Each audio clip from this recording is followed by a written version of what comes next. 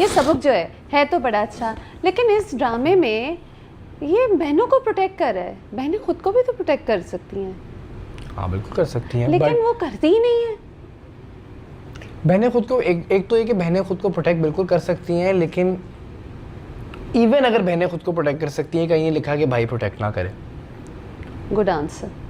हाँ, good answer Aashiq. भाई की तो responsibility is there. And secondly बहनें खुद को नहीं करती बिल्कुल ही कुछ, बिल्कुल वो एक जो 80s वाली लड़की होती है जो बिल्कुल भाई पे डिपेंडेंट होती है, बिल्कुल हर वक्त कोई एक साया ढूंढ रही होती है किसी का। इस हाउस होल्ड में जो ये कहानी दिखाई गई है, उन बहनों ने पूरी जिंदगी अपनी माँ को देखा है कि वो नहीं बोली कुछ। हाँ, again good answer. Girls you know look up to their mother. Yeah. Unfortunately Zeba didn't set a good enough example for them till now. हाँ, So that's what they've learned to कि suppress. जैसे protector चाहिए है, protector होना है कोई, खुद नहीं करना। Zeba was dependent on her dad. No, but then she had to stand up, no? She did, but to a certain, but चले, she had to, but from जब से ये बच्चियां बड़ी हो रही हैं, they've seen their mother just take it and not do Speak anything, out, not हाँ. speak out.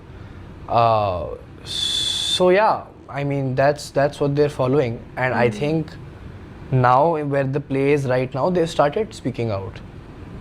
They're showing their क्या कहते हैं, they're showing their rebellion in the way that they can. जहाँ वो शादी पे बाप आता है, speak out, हाँ, तो थोड़ा सा हट कर रहे हैं ना, वो क्या करें, बाप से बदतमीजी तो नहीं करेंगी ना।